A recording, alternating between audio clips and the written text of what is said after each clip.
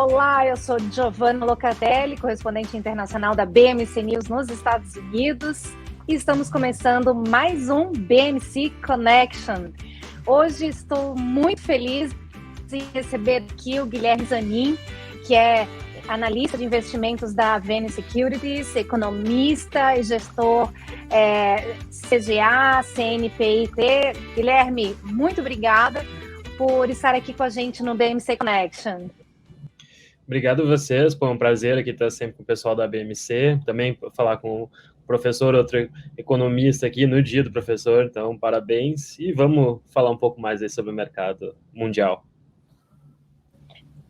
Verdade, professor Roberto Dumas, uma grande alegria, um grande prazer em receber o professor aqui também, obrigada por ter aberto sua agenda para a gente, para fazer essa conexão Brasil-Estados Unidos, né?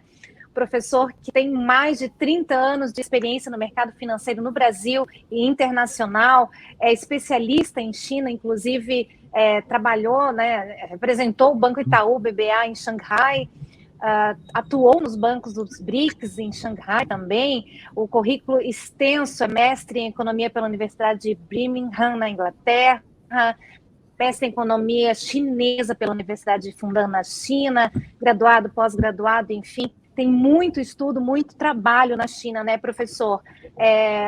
Professor convidado da China Europe International Business School, também, na Funda University.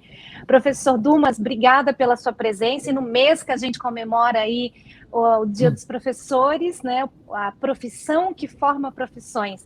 Obrigada pela sua presença. Eu que agradeço, é um prazer estar aqui. O BMC Connection, ele tem o propósito de trazer aí cenários mundiais para a gente conversar, e a opinião de analistas, de profissionais, especialistas, para a gente discutir como isso reflete no mercado financeiro, de que forma, né? Mas de uma forma mais leve, descontraída, tomando uma água, tomando um chá, o que seja. E nesse BMC Connection a gente vai falar da Evergrande. É um tema que está muito forte no mercado, ainda vai refletir durante muito tempo, com certeza. E a gente hoje vai bater esse papo de que forma ela reflete, esse caso Evergrande reflete no mercado. Para trazer um pouco do histórico, a Evergrande é uma das maiores incorporadoras do mundo, também uma das maiores endividadas do mundo, tendo aí mais de 300 bilhões de dólares em passivos. Já perdeu 3 rodadas de pagamentos de juros recentemente, que não conseguiu. Recentemente também perdeu um negócio estava vendendo a sua sede, né, para uma outra empresa, isso a gente vai conversar também. E esse é o caso. Quero perguntar primeiro para o Guilherme. Guilherme, como você vê que esse reflexo da crise Evergrande no mercado brasileiro? Os dois estão aí em São Paulo, né? Mas você que está analista de investimentos, você já sentiu reflexos disso? Acho sim, Giovana, não tem como dizer que não dá para sentir, principalmente porque o mercado chinês hoje é uma das maiores potências mundiais, provavelmente, segundo o Fórum Mundial, deve ser a maior economia antes de 2030 ainda, e é óbvio que uma desaceleração no mercado chinês vai ter impactos em outros mercados, e isso, com certeza, o brasileiro também, principalmente porque boa parte das nossas exportações são para a China hoje. O que nos preocupa, e acho que é importante a gente sempre destacar, né? Beleza, é uma dívida gigantesca. Para vocês terem uma noção, 300 bilhões, toda a dívida do Estado russo são 273, então é mais do que a dívida do governo russo, só uma empresa chinesa. Vai haver uma desalavancagem, que na verdade já vinha acontecendo ao longo dos anos, exatamente por causa dessa desalavancagem, o mercado deu uma arrefecida, os preços estavam vindo bastante elevados, culminou junto com a pandemia, que acabou também diminuindo o apetite dos compradores, a mudança de demografia, as pessoas voltando para cidades mais no interior. Então, isso tudo acabou impactando na empresa, que hoje veio a transformar nessa crise. O que nos preocupa é se isso vai se alastrar ou não, e a gente está olhando, por exemplo, o CDS chinês não para de subir, a gente começa a ver algumas empresas também com os bonds caindo, né, Greenmail, Kyle, entre outras, mostrando que as taxas delas, os preços dos bonds estão indo a taxas negativas, E aí o que acontece? Quando a gente começa a ver isso aí, preocupa a contaminação. O governo chinês já disse que não vai deixar que isso se contamine, e a gente espera que não, mas obviamente o investidor tem que estar atento, porque isso aí pode ser um catalisador importante para a próxima crise, apesar de eu não acreditar que isso vai acontecer. É isso aí, professor.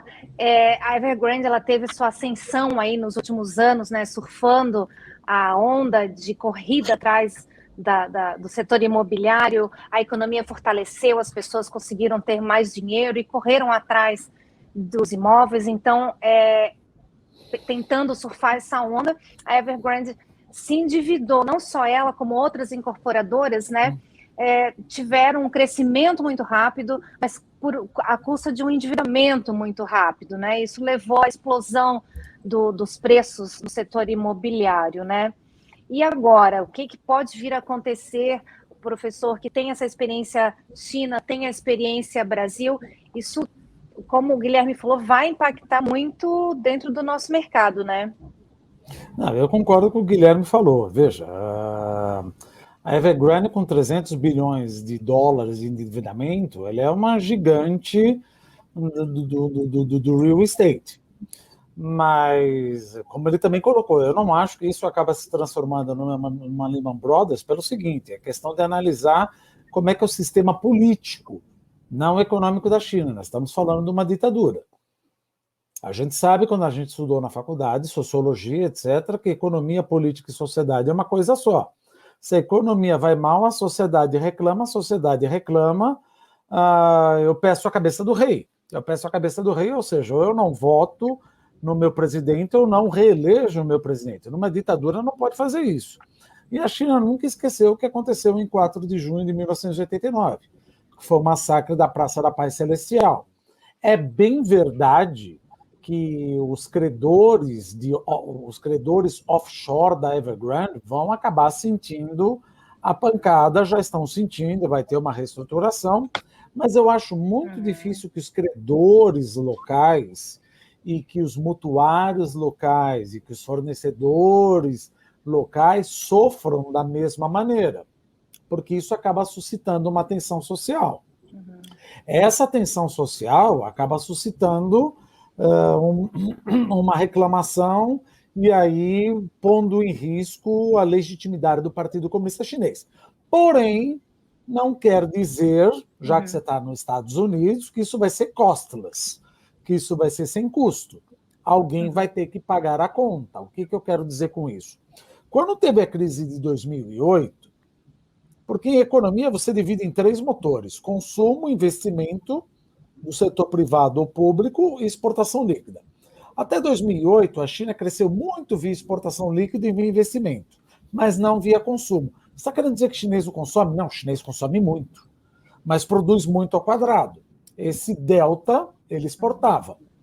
Depois de 2008, não conseguia exportar tudo isso, a China, o governo chinês, lançou o segundo motor, que foi o investimento. O investimento foi justamente o real estate e ativo imobiliário, que também ocorreu com o hecatombe da epidemia, da pandemia da Covid. Por isso que várias empresas começaram a fazer cidades fantasmas, etc, etc, etc. Bom, mas o que isso significa? Não vai ter problema? Não vai ter problemas. Por quê? Porque muito provavelmente, ou seja, 26% do PIB chinês, do crescimento chinês, é direcionado ao ativo imobiliário. Então, é óbvio que ativos imobiliários vão sofrer uma queda ou uma desaceleração. Uma desaceleração do ativo imobiliário, isso bate aonde? Bate no preço do aço. Bate na demanda do aço, bate na demanda do minério de ferro e bate nas exportações brasileiras e bate na commodity metálica. Como você vê, commodity mineral, que a gente fala petróleo, continua subindo. Commodity agrícola continua subindo. Agora, se você pega o minério de ferro e o aço, começa a cair, porque isso já era até esperado, porque a gente sabe que na hora que você tem uma crise na China, a China, o governo chinês, Beijing, liga para os principais bancos chineses e fala: olha, soca o barco, soca o pau, vamos fazer cidade, vamos fazer obra para garantir um PIB anabolizado por mais endividamento. Só que isso acabou estourando. Vai ocorrer o Lehman Brothers por esse motivo, Claro. que eu não posso ter uma tensão social. Essa é a questão, né? Essa é a principal variável. E 2, que a conta capital da China é fechada. É um medo que o mercado tem. Você não pode tirar o dinheiro da China livremente, como você podia na crise da Ásia, Tailândia, Malásia, Indonésia, Coreia. Então, no final das contas, olha, estou com medo que tenha uma crise bancária. Não vai ter, porque no final das contas o chinês vai acabar no colo de um banco chinês. Então, essa crise não vai ser costless, mas não vai ser uma crise semelhante à crise asiática e à crise da Lehman Brothers. Sim. Mas acaba afetando o preço de minério de ferro, que infelizmente eu e a Austrália e outros países são os maiores exportadores. E aí você já junta com o taper dos Estados Unidos, ou seja, vai entrar menos dólares e os Estados Unidos vai subir mais, e aí o câmbio acaba depreciando, né? Já entrando em outra seara. Verdade. Eu quero ilustrar, até para o Guilherme entrar na discussão, o governo está parecendo assim, aquele pai que ajuda, mas que tira o doce da criança, né? Investiu, como o professor comentou, ele investiu e incentivou o crescimento do setor imobiliário, e agora com esse problema lançou mão de medidas emergenciais, aí, estancando os financiamentos, interrompendo essa onda de financiamentos e refinanciamentos, mas isso abalou também não só a Evergrande, mas também as pequenas incorporadoras que respondem por 10%, 15% da economia do setor, né, do PIB, inclusive. Então, essa é uma questão. A outra questão é as leis que ficaram mais rígidas, as leis de propriedade, né? Então, para conter, agora as pessoas são limitadas em aluguéis, são limitadas em compras de casas. Então, isso é como se dá o doce e tira o doce, né? Então, será que ela está segurando um crescimento da economia? Pode-se dizer. Perfeito. Assim? Perfeito. Assim, a gente tem que sempre pensar que China é uma cultura totalmente diferente da nossa, tá? Então, o professor sabe muito bem, vê um tempo lá, sabe como é que funcionam as pessoas. Primeiro, tá? Como é que é a forma das pessoas comprarem imóveis lá? Diferente dos Estados Unidos, onde boa parte é alavancada, financiada, lá geralmente as pessoas tendem a realmente a pagar boa parte do valor. Então, esse é um ponto importante. Segundo ponto importante, a Evergrande tem mais de 1,6 milhões de imóveis para entregar. Só que por que essa crise ocorreu? Até vamos voltar um pouquinho. Como o professor bem estava falando, houve esse estímulo, esse grande investimento no mercado imobiliário. Só que as empresas, elas acabaram investindo muito forte, principalmente nas grandes cidades. As outras cidades, elas ficaram um pouco aquém. A gente vê um resultado, uma parte muito grande entre o valor dos imóveis, principalmente nas grandes cidades, e a renda da população, onde é um dos lugares onde tem a maior dispersão entre renda e valor do imóvel, comparado com grandes cidades como Nova York, como Berlim, como Londres, como São Paulo, lá nos lugares mais caros para a média da população. Outro ponto importante, a vacância lá é muito grande. Então, o governo chinês, ele estimulou o crescimento, só que ele viu que estava muito forte e em 2019, 2018, ele começou a desacelerar nesse mercado. Pelo contrário, na verdade, ele mandou os grandes bancos diminuir os empréstimos. E essas empresas, elas acabaram, boa parte delas tem o braço de banco e o braço de construtora. Eles acabaram diminuindo o número de construções. Pega a pandemia, junto. Pessoas comprando menos imóveis, se locomovendo menos, ou locomovendo para o interior. Na verdade, não tendo essa grande migração, teve uma grande mudança agora durante a pandemia. Isso tudo corroborando com menos demanda, menos crescimento, o próprio governo chinês reduzindo. Na verdade, na minha opinião, assim, nada contra, eu sou um grande fã da China e acredito que esse é o motor mundial e que tem muitas oportunidades lá. Mas como tu bem falou, eles criaram essa crise de alguma forma, eles acabaram acelerando o crescimento e eles mesmos mandaram desacelerar. Então, eu acho que esse é um ponto bem relevante que o investidor tem que pensar. Agora sim, vamos para pensar. Lá, os ativos não têm muito derivativos, tá? O grande problema da crise de 2008, como o professor bem estava falando, é que a gente tinha os mortgage-backed securities, tinha ativos muito alavancados. A China, como o professor bem comentou, é um mercado mais fechado. Os ativos já estão fechados, não tem tanto derivativo. Então, o risco de um contágio mundial é, obviamente, bem menor.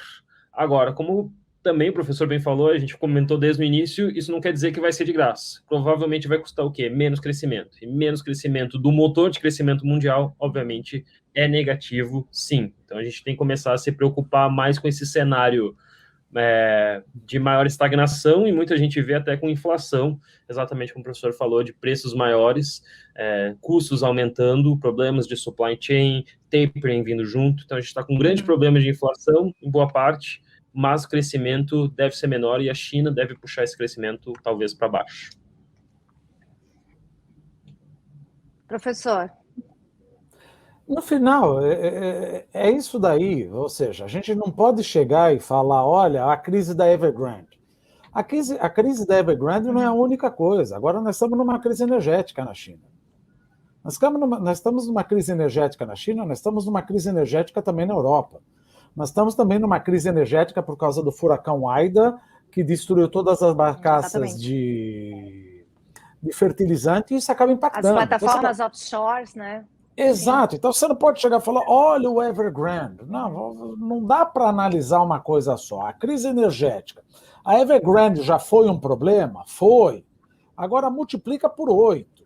Como multiplica por 8? Porque o 14º plano quinquenal do Partido Comunista Chinês estabeleceu que eles deveriam emitir menos poluentes. Então, já há algum tempo, desde que Xi Jinping entrou no poder, ele está fechando plantas mineradoras chegadas a carvão, porque ele quer fazer uma transição energética. Só que naquela coisa... Claro, limitando... Desculpa, limitando, imagina, inclusive, os níveis de uso, né? Limitando os níveis de uso de energia. Tem empresas que estão interrompendo a sua produção para economizar... Professor, eu vou interromper um pouquinho, porque o Zanin tem que nos deixar. Guilherme, obrigada pela sua participação. Eu, professor, continuamos te representando aqui nessa discussão. Um beijo grande e até uma próxima vez. Obrigada por Obrigado, Guilherme. Obrigado pela oportunidade. Tchau, tchau, Dumas. Tchau, tchau, todo mundo. Prazer, Guilherme. See you soon. See you soon. Professor, voltando a falar aqui, realmente essa crise energética, né? Pequim parece que pirou, porque empresas estão tendo que interromper a sua produção tantas horas por dia ou por semana, justamente para economizar energia, porque ele quer cumprir suas metas de redução, de descarbonização até 2030. Então, não parece loucura para o professor isso? Parece, porque na realidade não é apenas tentar reduzir. O problema é que o Xi Jinping fechou plantas de mineradora. Então você não tem carvão. Então você fala, olha, mas agora você vai ter carvão. Esquece, porque, pelo amor de Deus, agora é hora de eu arranjar haters, né? Porque todo mundo é ESG até faltar energia. Até faltar energia, fala, não, vamos queimar carvão. Pelo amor de Deus, não estou querendo dizer isso, mas é isso que a China está fazendo. E por acidentes também do trabalho, Xi Jinping mandou fechar muitas mineradoras. Aí você pensa, bom, se eu não tenho carvão, eu vou importar. Mas vai importar de quem? Se a Indonésia proibiu a exportação de carvão. Vai importar de quem? Se a Austrália, que está com rusgas com a China, porque a Austrália colocou em dúvida o surgimento do Covid-19, do vírus do Covid-19 em Wuhan, e colocou sanções nas exportações australianas. E também, agora, a Austrália se juntou ao Reino Unido e aos Estados Unidos, ficou Austrália, United Kingdom e United States, o AUKUS, pacto de fazer submarinos nucleares. Então não dá, 25% de tudo que vocês importava de carvão vinha da Austrália. Agora a China falou, olha, então a gente tem que abrir tudo de uma vez. E aonde que a gente pega? Aonde que bate? O fato de você não ter carvão prejudica a produção de fertilizantes. Joga para o Brasil. No Brasil, eu estou ok em 70%, 80% de fertilizantes para o crop de 2021, 2022, mas não para 2023. Falei, não, mas então 2021, 2022 eu estou ok. Não, eu estou ok em termos de fertilizantes. mas eu não toquei em termos de herbicida, Sim. que é o glifosato, que também é feito pela China. Uhum. Então isso afeta meu agronegócio. Meu Deus do céu, justamente a única coisa que estava andando no Brasil pelo lado da oferta é o agronegócio, ele vai apanhar? Ele vai apanhar no sentido de que o preço vai ficar mais caro. Se o preço vai ficar mais caro, toda a comida vai ficar mais cara. Então não é questão de só a carne, porque o boi vai comer o quê? Vai comer soja. Vai falar, não, mas eu não como carne e não como soja. Sim, mas você come arroz e feijão. Arroz e feijão vai usar fertilizante, vai usar o herbicida. Então toda a cadeia alimentar, se o Terms of Trade for continuar com o aumento do fertilizante, olha o gás natural, nitrogenado, explodiu. Se tudo isso aumentar, isso, infelizmente, acaba impactando a classe C, D, E. Mas espera um pouquinho, a classe A e B não come? Não, a classe A, B e come. Só que a classe C, D, E, ela tem praticamente 80% a 90% de todo o budget dela destinado à alimentação e gás natural. Então o pobre acaba ficando mais pobre. E justamente o pobre, ou melhor, não é politicamente correto falar assim, mas a classe C, D, E é que tem a maior propensão marginal a consumir, que faz girar o multiplicador keynesiano. Porque aquela coisa, olha, eu vou tirar um dinheiro de você, você fala, ou vou dar mais dinheiro. Se eu der, por exemplo, um benefício fiscal, não quer dizer que você vai comprar um televisor. Então você não consegue multiplicar a renda. Agora, se eu dou um benefício fiscal, ou um waiver fiscal para uma classe C, ele vai direto para o consumo. Puxa, então isso é bom. Isso é bom para o bem e é péssimo para o mal. Quando eu tiro a renda dele, ele para de consumir e o multiplicador keynesiano bate na veia do meu PIB. Então, por isso e por outros motivos, dadas também a idiosincrasia das condições brasileiras, que o Brasil é meio difícil crescer mais do que 1% o ano que vem. Não quer dizer que o mundo vai entrar em estagflação, mas que aquilo que a gente achava que ia crescer não vai crescer tanto. E a inflação vai ser maior e a taxa de juros, principalmente de países desenvolvidos, vai subir. Consequentemente, diferencial de juros com maior risco fiscal aqui, a grana vai embora. Tome câmbio. Tome câmbio a 5,57. E não podemos esquecer também, já mudando um pouco de assunto, porque não dá para separar, né? Que no ano que vem nós vamos ter uma eleição com alto nível de octanagem. Quer dizer, que discussão nós vamos ter? Vai ser uma briga de foice no escuro no elevador. E todo mundo furando o teto de gastos, usando PEC atrás de PEC. Isso é complicado. E não é só aí no Brasil.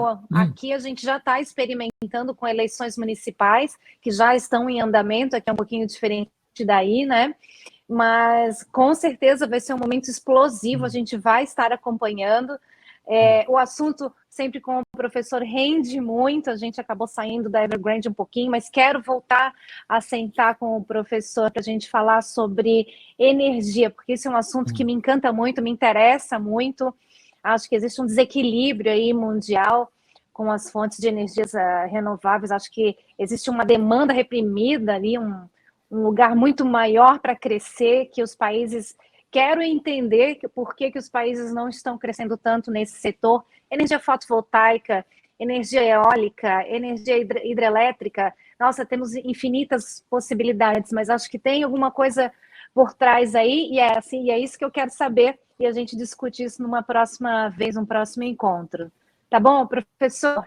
Será um prazer. Quero lhe agradecer mais uma vez pela sua companhia. Eu sou sua fã, super fã sua, professor. Que bom. Obrigada. Fico contente. Viu? Nesse dia, fico muito contente. Que bom. Então é isso aí, professor. Mais uma vez, um beijo. Muito obrigada. E para você que está nos assistindo, quero deixar aqui o meu convite para você voltar com a gente. Esse foi mais um programa BioConnection, um programa que tem o objetivo de trazer vários assuntos e vários temas aí do cenário mundial, e a gente vai convidar especialistas, analistas, para saber de que forma isso impacta no mercado brasileiro e no mercado mundial, sempre fazendo uma grande conexão com grandes pensadores. Até a próxima. Tchau, tchau. Obrigado, Até a próxima. Gente. Obrigado.